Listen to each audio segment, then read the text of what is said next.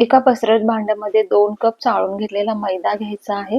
आता या मैद्यामध्ये मी 1 चमचा ओवा आणि 1 चमचा मीठ घालून थोडंसं मोहन म्हणून मी 1 चमचा तेल घातलं आहे। हलक्या हाताने हे सगळं एकत्र मिक्स करायचं आहे आणि थोडं थोडं पाणी घालून ह्या पिठाचा जास्त सैल नाही आणि जास्त घट्ट नाही असा गोळा करून हे 10 ते 15 मिनिटांसाठी झाकून ठेवायचं आहे।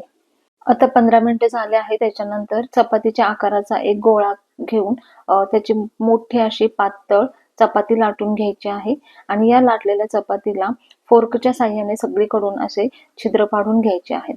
आता छिद्र पाडून गेल्यानंतर एक छोट्या आकाराची वाटी घेऊन या अशा छोट्या छोट्या पुऱ्या काढून घ्यायच्या आहेत। बाजूलाच तेल गरम झालं आहे। आता या एक एक करून ह्या सर्व छोट्या पुऱ्या आपण तळून घ्यायच्या आहेत। या पुऱ्या म्हणजेच आपण करत आहोत छान असे पापडी चाट बनवायचा आहे। यासाठी आपण घरीच असा छान कुरकुरीत आणि खमंग अशा ह्या पापड्या करून घेणार आहोत।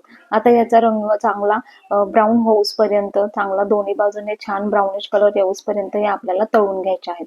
बघू शकता मी या पद्धतीने अशा तळून घेतलेल्या आहेत। याच पद्धतीने बाकीच्या सर्व काढून घेतलेल्या छोट्या पापड्या मी छान कुरकुरीत होऊसपर्यंत तळून घेते आणि या पूर्णपणे तळून झाल्यानंतर पूर्णपणे गार होऊन द्यायच्या आहेत। बघू शकता छान कुरकुरीत अशा आपल्या पापड्या तयार झाल्या आहेत। मग काय लगेचच एक सर्व्हिंग प्लेट घ्यायची आहे। त्याच्यामध्ये या सर्व पापड्या अशा मांडून घ्यायच्या आहेत।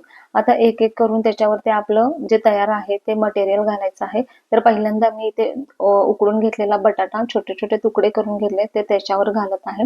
त्याच्यानंतर मी बारीक चिरून घेतलेला जो कांदा आहे तो याच्यामध्ये घालत आहे।